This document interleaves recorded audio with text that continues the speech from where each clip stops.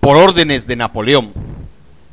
El general Francisco Aquiles Bazaine sustituyó al general Forey en el mando del ejército de ocupación, compuesto por 23,000 franceses y 12,000 mexicanos. Esto fue el 1 de octubre de 1863 y poco después Bazaine reemplazó también a Dubois de Saligny en la dirección de los negocios. Bazaine ordenó inmediatamente al ejército franco-mexicano ocupar el centro del país y como resultado de sus operaciones cayeron en poder de los imperialistas las plazas de Querétaro, Morelia, Guanajuato y San Luis Potosí entre noviembre y diciembre de 1863. Al aproximarse los invasores a San Luis, Juárez trasladó su gobierno a Saltillo, Coahuila, de donde fue desalojado también y marchó entonces a establecerse en Monterrey, a pesar de la oposición del gobernador Vidaurri. No obstante que el ejército francés obtenía victorias por todo el país, solo era dueño del terreno que pisaba, pues todo el pueblo mexicano se hallaba en armas contra la intervención extranjera y defendía su independencia, reconociendo como único y legítimo gobierno al de Juárez. El archiduque Fernando Maximiliano era hermano del emperador de Austria. Por algunas cuestiones políticas había tenido que ir a vivir a un destierro disimulado al castillo de Miramar, frente al mar Adriático, en compañía de su esposa, la archiduquesa Carlota Amalia, hija del rey de Bélgica.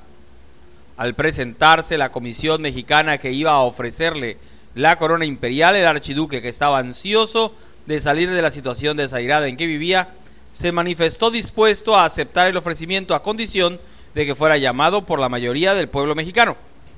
Para cumplir esta condición impuesta por el archiduque, la regencia, ayudada por el ejército francés, empezó a recoger firmas de todos los lugares ocupados por los invasores, y una vez levantadas las actas de adhesión al imperio, la comisión mexicana, encabezada por Gutiérrez de Estrada, se dirigió a Miramar a proponerle nuevamente la corona. Entonces, Maximiliano, creyendo contar con los votos efectivos de la mayoría de los mexicanos, aceptó el trono y procedió a nombrar ministros y altos funcionarios de su gobierno entre los miembros más prominentes del Partido Conservador. Esto ya es abril de 1864. Pero antes de abandonar su patria, Maximiliano tuvo que firmar con su hermano, el emperador Francisco José, un contrato por el cual renunciaba a todos sus derechos, no solo a la corona de Austria, sino también a los privados, a sus rentas y a su fortuna.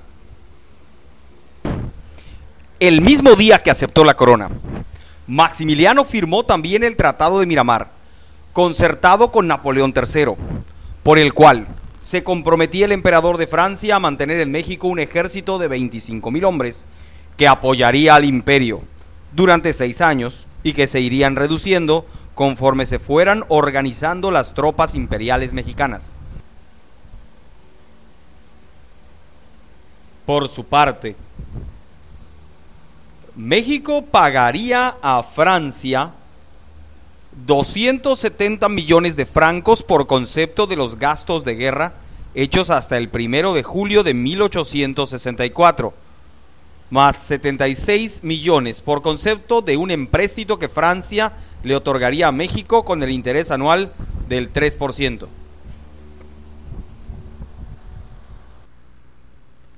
Hay que recordar que la situación del país ya de por sí era precaria en sus finanzas. Durante el periodo de 30 años de los gobiernos de Antonio López de Santa Anna, se habían perdido estados por préstamos que eran impagables y habíamos sido intervenidos repetidamente para cobrarnos y estábamos notablemente endeudados. Además, México pagaría a Francia 1,000 francos anuales por cada soldado francés que permaneciera en el país y 400,000 francos por cada viaje de transporte. De igual modo, Maximiliano reconocía todos los créditos franceses, inclusive el de Jecker. Asimismo, el archiduque se comprometía a seguir en su gobierno una política liberal conforme a la proclama de Forey. Este tratado iba a ocasionar el fracaso del imperio, ya que México no estaba en condiciones de pagar sumas tan considerables, ni los conservadores habrían de aceptar una política liberal en el gobierno. Después de aceptar la corona, Maximiliano y Carlota hicieron un viaje a Roma y se entrevistaron con el Papa, pero no hubo realmente un arreglo sobre la cuestión de la Iglesia en México. Y lo único que se logró fue una promesa de Pío IX de enviar un nuncio para la solución de los asuntos pendientes. Maximiliano y Carlota se embarcaron en Trieste, Italia, en la fragata Novara, con dirección a México. Y el 28 de mayo de 1864 desembarcaron en Veracruz, donde fueron recibidos fríamente por la población. De allí, continuaron su viaje a la capital, en donde hicieron su entrada el 12 de junio, siendo magníficamente recibidos por las altas clases sociales y el ejército francés. Para sostener su gobierno, Maximiliano contaba con un ejército de 63,000 hombres, de los cuales 28,000 eran franceses, 6,000 austríacos y 1,300 belgas. Además, 20,000 mexicanos y 8,000 guardias rurales. Por órdenes del general Bazaine, el ejército imperial avanzó rápidamente hacia el norte y oeste del país, en donde se posesionó de las plazas de Guadalajara, Aguascalientes, Zacatecas y Durango. Casi al mismo tiempo, otras divisiones franco-mexicanas se apoderaron de Matamoros en el norte, entre agosto y septiembre, y poco después las fuerzas invasoras se hacían dueñas de Colima y Mazatlán en el occidente, de julio a diciembre de 1864. Aún con todo, las fuerzas republicanas seguían intentando sostener la lucha y obtenían algunos triunfos, como los del general Antonio Rosales en Sinaloa y los del general Porfirio Díaz en Oaxaca. Aún así, algunos militares republicanos que se desalentaron por los triunfos de los invasores decidieron reconocer al imperio. Entre ellos estaban el gobernador de Nuevo León, don Santiago Vidaurri, quien luego de rebelarse contra Juárez se sometió al imperio. Bazaine, deseoso de aniquilar al gobierno republicano que iba de lugar en lugar huyendo del avance de los imperialistas, mandó una fuerte columna sobre Chihuahua, en donde se hallaba Juárez, y este se vio obligado a retirarse hasta Paso del Norte, lo que hoy se conoce como Ciudad Juárez, en la frontera con los Estados Unidos en agosto de 1866. Durante todo el tiempo que duró la guerra, Juárez fue casi unánimemente reconocido como presidente de la República por los jefes republicanos y por los gobiernos de los estados, quienes se atenían a sus propios elementos y recursos, siguiendo las instrucciones recibidas del Supremo Gobierno. Pero el 1 de diciembre de 1865, en plena lucha contra la intervención francesa, terminó el periodo constitucional de Juárez, a quien lo habían electo presidente de la República en marzo de 1861. Juárez, al ver que su periodo constitucional terminaba, dio un decreto en Paso del Norte el 8 de noviembre de 1865. Con este prorrogaba el periodo de sus funciones presidenciales, también las del presidente de la Suprema Corte, el general Jesús González Ortega. Era imposible hacer elecciones en el país porque estaba en guerra y estaba ocupado por los invasores. Pero el decreto ocasionó una protesta del general González Ortega, quien quería ser el presidente, asumir el poder ejecutivo, ya que los títulos constitucionales de la Suprema Corte le permitían ser él quien reemplazara al presidente anterior. Él consideró que el mandato de Juárez era un golpe de Estado.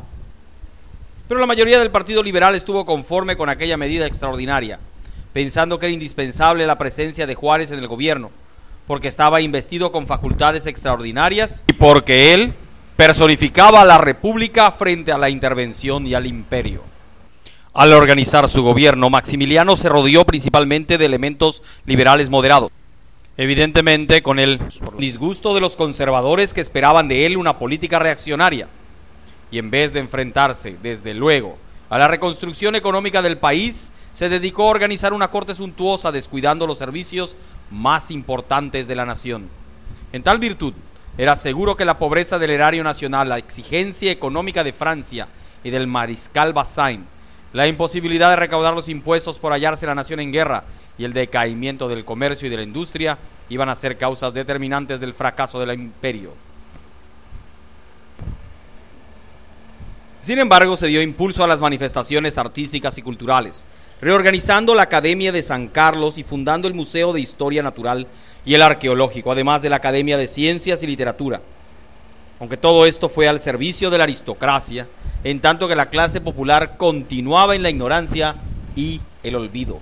Los conservadores mexicanos, que tanto habían hecho para establecer el imperio, se llenaron de indignación al ver que Maximiliano, en vez de derogar las leyes y decretos contrarios a los intereses de la Iglesia, se mostraba partidario de la reforma. En efecto, sin tomar en cuenta el desagrado del Partido Conservador, el emperador dictó varios decretos que tenían el mismo espíritu de las leyes de reforma: reducir el clero a su función religiosa y alejarlo de toda intervención política y económica. Y aunque declaró religión de Estado la católica, sin embargo aceptó la libertad de cultos, confirmó las leyes de desamortización y nacionalización de bienes eclesiásticos, ordenó a los sacerdotes que prestaran gratuitamente los servicios y quedaran a sueldo del gobierno, y dispuso que todas las comunicaciones entre el Papa y el clero mexicano pasaran por manos del gobierno antes de llegar a su destino. El nuncio del Papa, Monseñor Meglia, protestó, pues consideraba que aquellas leyes no eran justas y se negó a entrar en negociaciones con Maximiliano. Por su parte, el clero mexicano, que había creído que este gobierno le devolvería sus antiguos privilegios, comenzó una activa campaña contra el emperador. A estas dificultades se agregaban las diferencias surgidas entre Maximiliano y el mariscal Bazaine. Se acusaban mutuamente frente a Napoleón III. A Maximiliano, Bazaine lo acusaba de ser incapaz de organizar la recaudación de impuestos. A Bazaine, Maximiliano lo acusaba de ser incapaz de sofocar las rebeliones. Maximiliano pedía la retirada del general Bazaine. Bazaine hizo creer a Maximiliano que el país ya estaba en paz y que el gobierno republicano había desaparecido, porque Juárez había cruzado la frontera con los Estados Unidos. En tales circunstancias firmó un decreto del 3 de octubre de 1865, por el cual declaraba bandidos y criminales a todos los republicanos que quedaban en el país, ya que no tenían causa que defender y por tal motivo serían condenados a muerte dentro de 24 horas, todos los que fueran agarrados con las armas en la mano. Esta tremenda disposición fue aplicada a distinguidos personajes del Partido Republicano, entre los generales José María Arteaga y Carlos Salazar, que en unión de varios jefes y oficiales fueron fusilados en Uruapan, Michoacán. En Europa, el desprestigio de Napoleón iba en aumento por el fracaso de su expedición a México y la fallida intención de crear un imperio favorable a los intereses de Francia y que contuviera la creciente expansión norteamericana. Además, Napoleón tenía un nuevo enemigo, Prusia, que bajo la dirección del canciller Bismarck se disponía a lograr la hegemonía de los estados germánicos y derribar la supremacía de Francia. En Estados Unidos había terminado la guerra de secesión. Esto había imposibilitado a que los norteamericanos protestaran oportunamente contra la intervención francesa.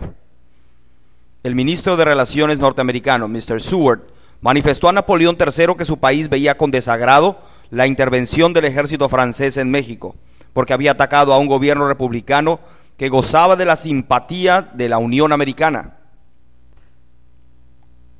Ante la evidente intención de establecer una monarquía, Estados Unidos le pedía que de inmediato retirara a las tropas francesas de México. Por todas esas razones, Napoleón III le escribió a Maximiliano anunciándole el retiro del ejército francés 2 años antes del plazo fijado por el Tratado de Miramar. En ese momento, el emperador pensó en abdicar el trono de México, porque era imposible sostenerse sin el apoyo del gobierno francés por medio del ejército, ya que Maximiliano había descuidado la organización del ejército imperial mexicano.